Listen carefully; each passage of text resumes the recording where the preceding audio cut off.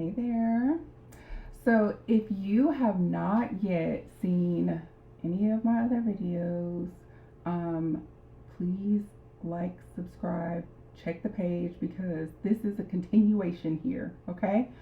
So, go back to my page. I did a mantra at the beginning of the year that talked about it kind of set the stage for boundaries because anyone who knows me knows I love to talk about boundaries, okay? Not only talk about them, but set them and really get into these conversations about why they're so important. Okay, so go back, take a look at that mantra, and just to recap, quick recap, get your words out, is that Amanda first, and the rest will fall into place. All right, so you'll put your name in there first, and then the rest will fall into place. So that is leading me into my boundaries series. So those who worked with me as a client know I start day one with boundaries. We're assessing what your boundaries look like because healing don't matter if you don't know how to maintain it, and you can't maintain it if you don't have good boundaries. So that's one of the places I like to start with clients in therapy. It's so important and so overlooked, and yes, we hear the conversations about it, but I like to go a little bit deeper because let's make sure you're actually being practical and that you really understand what's happening when we talk about boundaries. Okay, so what are boundaries?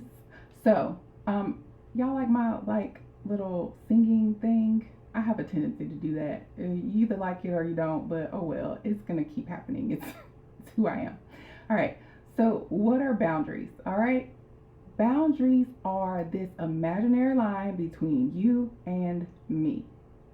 Okay, it separates my physical space, my feelings, my need, and my responsibilities from you and all these other people.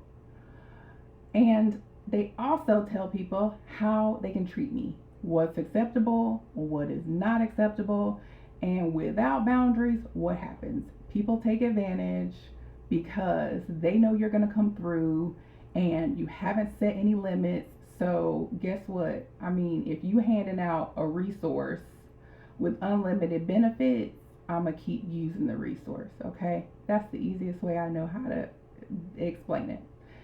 Not only do boundaries teach other people how to treat you, they teach you how to treat yourself. It is a form of self care and self respect, okay? Self love, self confidence, and all of the above, all right? So now that I've told you a little bit about what boundaries are, keep watching so you can find out why you need boundaries, okay? So, why do you need boundaries? Boundaries allow you to be your authentic self. And I don't know about you, even though I'm a therapist, here in these last few years, like being my authentic self, I cannot imagine being anyone else. It is a feeling of freedom, okay? So you need boundaries because they allow you to be you. And I know many of you think you're being you right now, but you're probably not, okay? They're also a form of self care. Said that in the first clip. Self care. We'll talk about self care later. They help to set and create realistic expectations.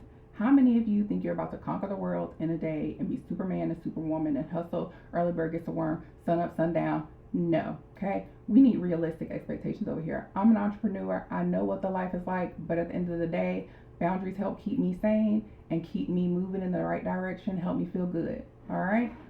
So, what other reasons do we need boundaries? The primary reason is because they create safety. Okay?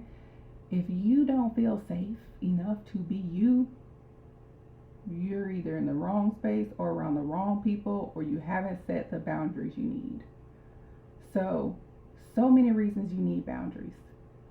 Keep on watching so you can figure out whether or not you actually have healthy boundaries. Because I'm going to share signs that maybe you don't have healthy boundaries or that you lack boundaries. Okay?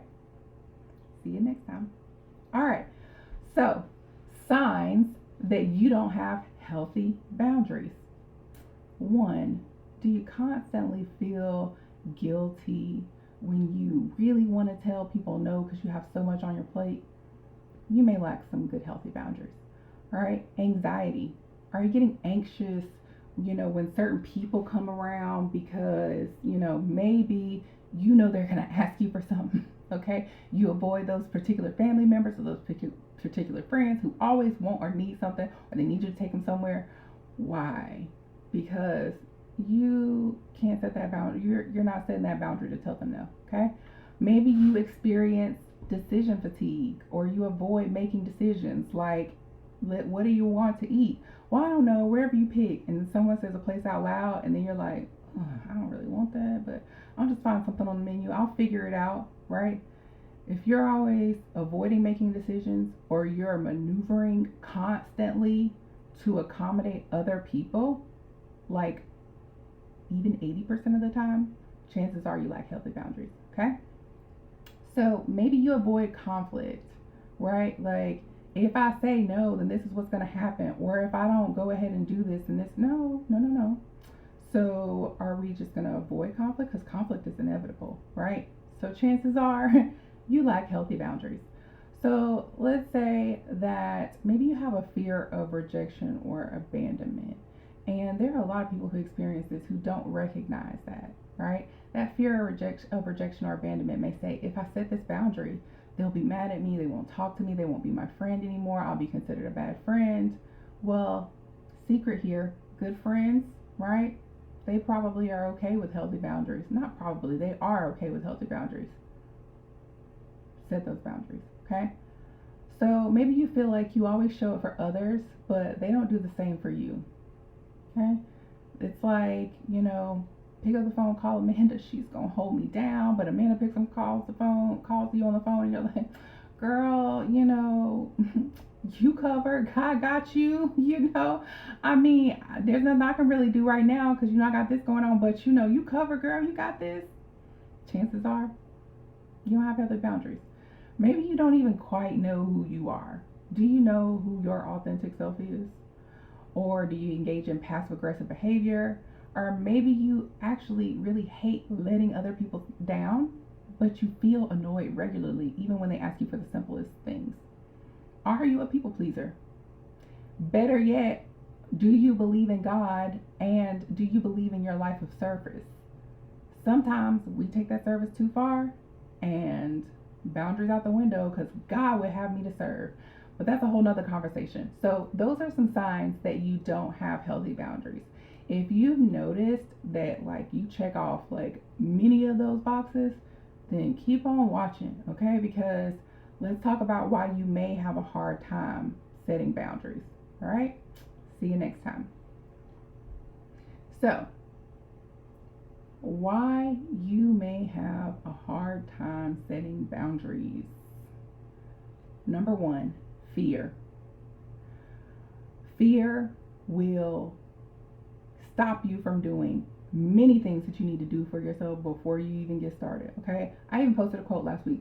Fear will kill more dreams than failure ever will. Because fear, you don't even get started. You don't even try. You just debilitate it before the action even happens. Okay, so that's one reason you may have a hard time setting boundaries. What about ambivalence? All right, so let me just clarify. Ambivalence means this like in between place, right? You're going back and forth.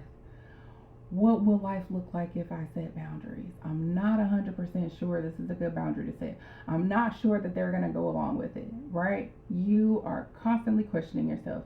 You can't make up your mind whether or not you need to set boundaries. Let me take the guesswork out of it. You do. All right? So maybe you don't know how to set boundaries. The first thing I hear so many clients say is, I don't know how to do that. Like, what do I? Don't worry. We will get to that, okay? I will personally teach you how to set boundaries because when you start setting them, your life will change, okay? Another reason you may have a hard time setting boundaries is you people please, right? Well, I want people to be happy with me. I don't want to be seen as selfish. Let's think about how we see ourselves first, right? Where's our own value? So people pleasing may keep you from setting boundaries, and we will get into that in future recordings. And that last piece, and I actually brought it up last time, guilt and shame may keep you from setting boundaries. Because true enough, you will get the statements, you're selfish, you only think about you. You know, you have the ability to do this for me, okay? Just because we have the ability doesn't mean we should. So we'll talk a little bit more about getting rid of that guilt and shame, but that's also a reason you may have a hard time setting boundaries. So I want you to ponder on that and think about what's standing in your way so that we can get to talking about boundaries and confidence. How are they connected? All right? Boundaries and confidence. Okay? So we already talked about boundaries. All right? It's this like imaginary line between you and me. It says, this is my property. These are the resources that I need to take very good care of myself. All right? To make sure that I am well taken care of. So, when you think about confidence, right? Confidence is actually a feeling of trust in your own abilities, your own qualities, and your own judgment. If you're constantly questioning yourself, constantly questioning why people would want to be friends with you, why people even like you, why would they even look your way, why would they even listen to your thoughts and feelings, chances are you're lacking in confidence, okay? Also, esteem, okay? Self-esteem is the confidence in your own worth and abilities and that self-respect. So, now that I've given you those definitions, how do boundaries correlate with confidence and self-esteem? It's because boundaries say, I love and respect myself enough not to allow other people to use me. Okay? I could talk to y'all about this all day long. It's okay. You know, follow, like, subscribe if you want to hear, because I will get on here and ramble and I will tell you some stories about not setting boundaries and how life was a disaster when I wasn't doing it. Okay? So, if you're not there yet, I'll walk along the path with you. Okay? Because your boundaries are how you increase your confidence and your esteem in self. Okay? Not only do boundaries teach other people how to treat you, it teaches you how to treat you. You maintain a level of respect for yourself when you're setting good, healthy boundaries. I could talk about that for years too, but we don't have enough time on social media. So if you want to know more, if you want to talk about this more, dive deeper into the discussion, please let me know, because I will set up a live and talk to you all day about it, Q&A, and we can make this thing real, okay? But now that we've talked a little bit about boundaries and confidence, I want to go into boundaries and self-care. So boundaries and self-care. What is self-care? I probably said this in previous videos, right? Boundaries are a form of self-care. Self-care is how you take care of yourself. All right? I'm sure you've heard the airplane analogy, but listen again a little closely. When you get on the plane, and I was just on one this past weekend, when you get on the plane, what do they say? All right, if these masks fall, the first thing you want to do is you want to put on yours, and then you want to assist the other people around you.